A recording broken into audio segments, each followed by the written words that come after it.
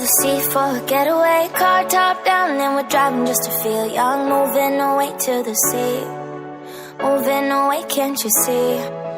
Sand in your feet, feel the breeze in the summertime. Stars in the sky, one dime for a first time. Moving away to the sea, moving away, can't you see?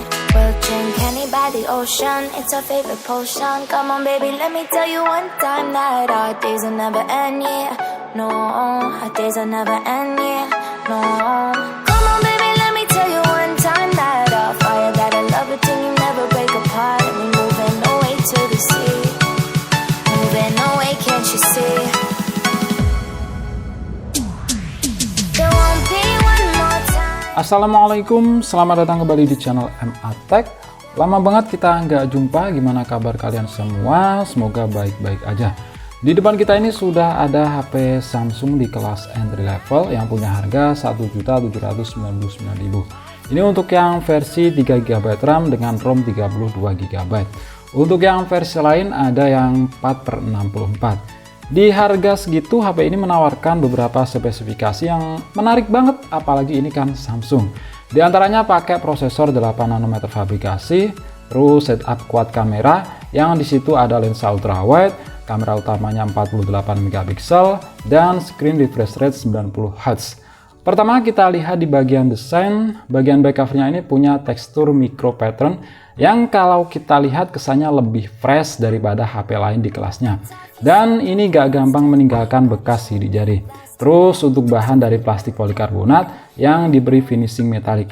Warna yang saya punya ini light blue dan untuk detail per finishing khas Samsung banget, rapih. Penempatan sensor media sidik jari menyatu dengan tombol power yang ada di samping kanan. Posisi yang menurut saya udah pas banget, performanya udah termasuk cepat dan akurat banget untuk HP kelas entry level.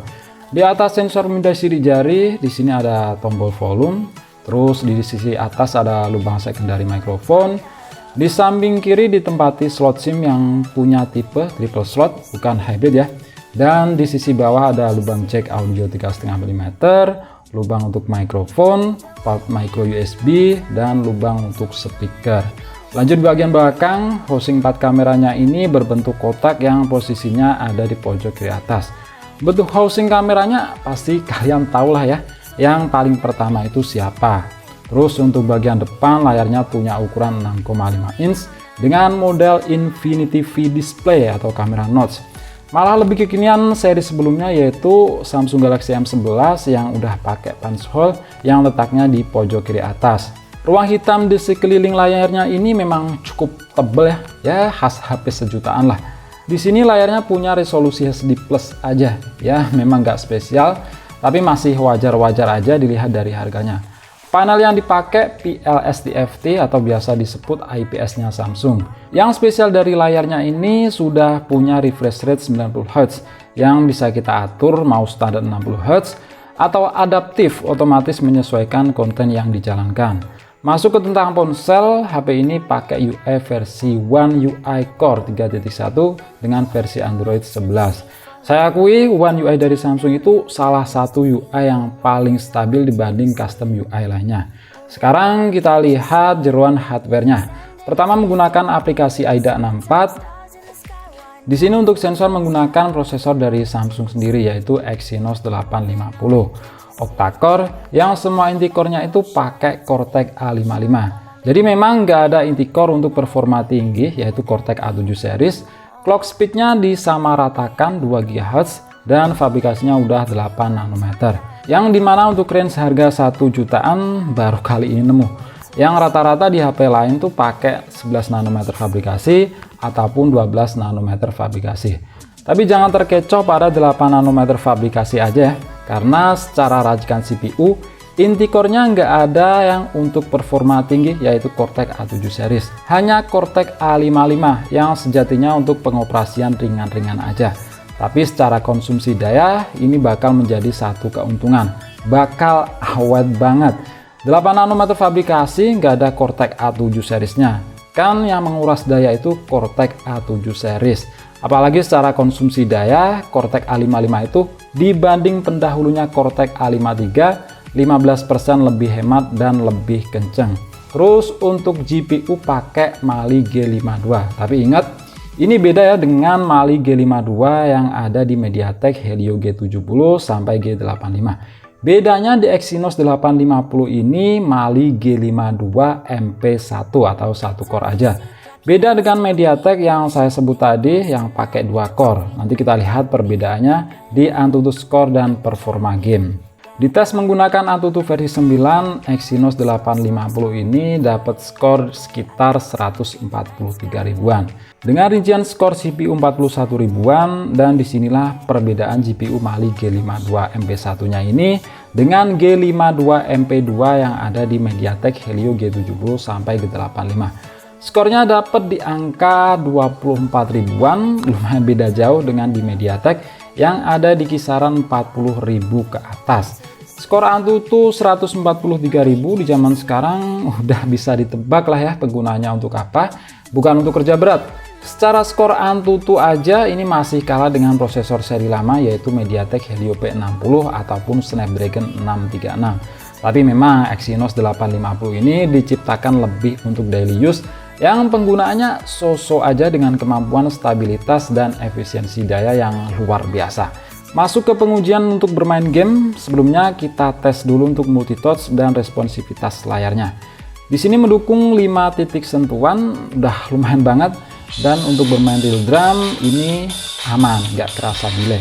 Enak banget, responsif khas Samsung.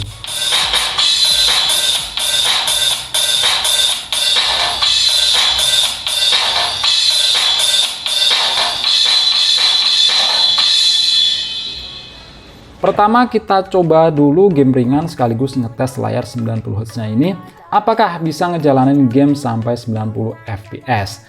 Karena game ini sudah mendukung FPS tinggi menyesuaikan refresh rate layar yaitu game Subway Surfers. Dan ternyata Samsung M12 ini mentok di 60 fps aja, nggak bisa di atasnya. Selanjutnya game Mobile Legends, settingan yang didapat mentok di high dengan mode high frame rate terbuka. Kita coba main pada settingan rata kanan ala HP ini yaitu grafis high dengan mode HD dan high frame rate aktif. Kalau kalian lihat saya bermain sambil colokin kabel USB itu bukan sambil dicas ya, tapi sambil colokin ke PC untuk mengetahui FPS secara real. Main selama 20 menit dapat FPS rata-rata cuma 36 FPS. Walaupun high frame rate bisa 60 FPS, HP ini nggak bisa tembus di angka segitu. Mentok-mentoknya di 50 fps, itu pun kalau di posisi base setelah recall atau mati. Kalau pas rame-rame bisa drop sampai 27 fps. Jadi tidak direkomendasikan main di settingan high. Lebih nyaman setting grafis terendah aja, fps-nya naik rata-rata menjadi 40 fps. Tapi itu nggak stabil ya, sering banget naik turun. Dan main selama 25 menit suhunya rata-rata di 39 derajat Celcius. Tergolong hangat aja, nggak panas. Itu settingan high ya, kalau setting smooth pasti lebih adem lagi. Terus untuk main PUBG Mobile, settingan yang didapat mentok di HD High atau Balance Ultra. Tapi pengalaman terbaik saya main di Smooth Ultra aja. Main selama 30 menit lebih, FPS yang didapat tergolong stabil. Stabil di sini dalam arti makin lama nggak makin drop-dropan. Kalau FPS rata-ratanya dapat di 38 fps. Tapi di sini nggak stabil, dari awal main sampai 30 menit gitu-gitu aja. Sering banget naik turun, kalau pas rame bisa turun sampai 25 fps. Bisa naik lagi sampai 38 fps kalau lagi sepi. Jarang banget dapat di 40 fps. Ya meskipun frame rate ultra itu di 40 fps. Dan kalau kalian lihat grafik fps-nya itu sampai drop banget, itu masalah sinyal aja.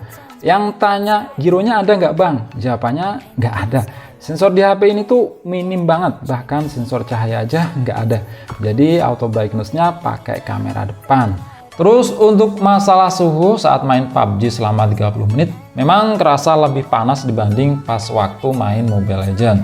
Ada di kisaran rata-rata di 41 derajat Celcius dengan suhu terpanas di 42 derajat Celcius.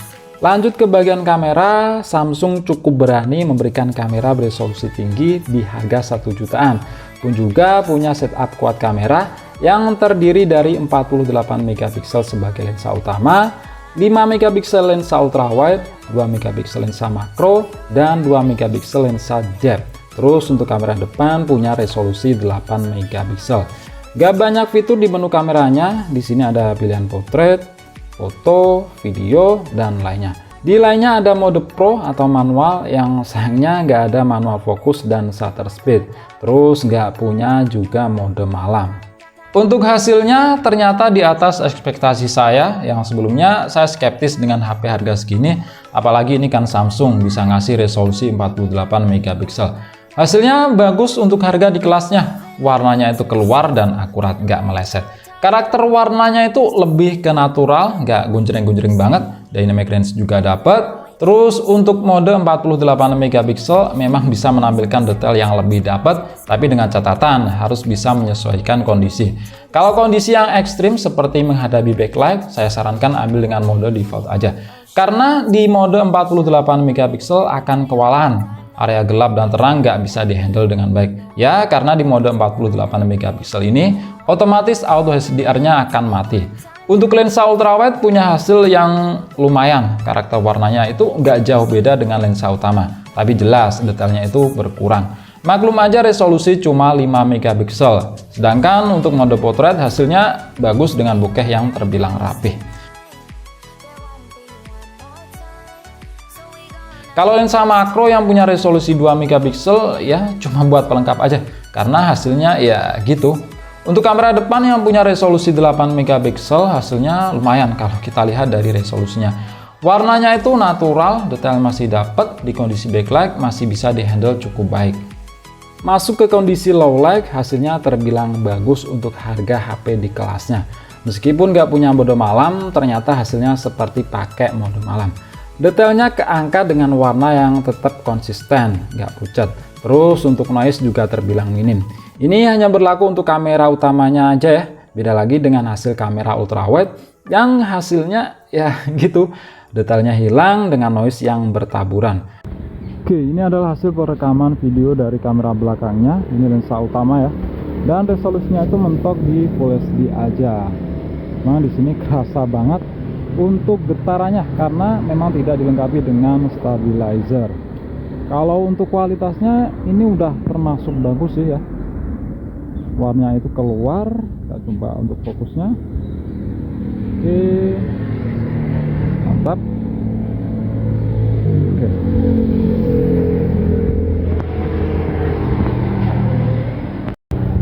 Sedangkan ini untuk lensa ultra wide, sama juga bisa merekam di resolusi Full HD 30 fps. Kalau untuk kualitas warna memang udah beda jauh ya dari lensa utama. Kalau di sini lebih kelihatan pucat, warnanya itu kurang keluar. Nah, ini untuk hasil perekaman video dari kamera depannya. Sama juga itu bisa merekam mentok di resolusi Full HD aja. Untuk kualitasnya gimana menurut kalian? Kalau saya lihat di layarnya ini memang warnanya itu kelihatan sedikit pucat. Memang lagi panas banget. Yang terakhir untuk masalah baterai, HP ini punya kapasitas lumayan gede, yaitu 5000 mAh dan sudah support fast charging 15 watt. Untuk ketahanannya sendiri asli ini awet banget. Bahkan ini adalah HP yang punya baterai 5000 mAh terawet yang pernah saya temui. Di tes menggunakan aplikasi PCmark dapat baterai life hampir 18 jam. Terus untuk main game Mobile Legends selama 25 menit cuma berkurang 4%. Dan saya coba siksa sampai 5 jam, baterainya masih sisa 50%-an. Jadi kalau untuk penggunaan standar tanpa main game bakal lebih awet lagi. Nah, ini tak lain berkat racikan prosesor Exynos 850, 8 nanometer fabrikasi. Itu pun 8 core-nya terdiri dari core efisiensi daya semua, yaitu Cortex A55. Nggak ada Cortex High Performance yang disitu butuh daya lebih, yaitu Cortex A7 series. Terus untuk lama pengisian daya dari 7% sampai 100% butuh waktu 2 jam 10 menit. Tergolong cepat untuk ukuran fast charging 15 watt aja. Oke, sekian itu aja ulasan saya mengenai HP Samsung M12 ini. Semoga bermanfaat. Jika kalian punya pertanyaan silahkan kalian tambahkan di kolom komentar. Klik like jika kalian suka dan share jika kalian rasa video ini bermanfaat. Kita jumpa di video selanjutnya dan wassalamualaikum warahmatullahi wabarakatuh. wabarakatuh.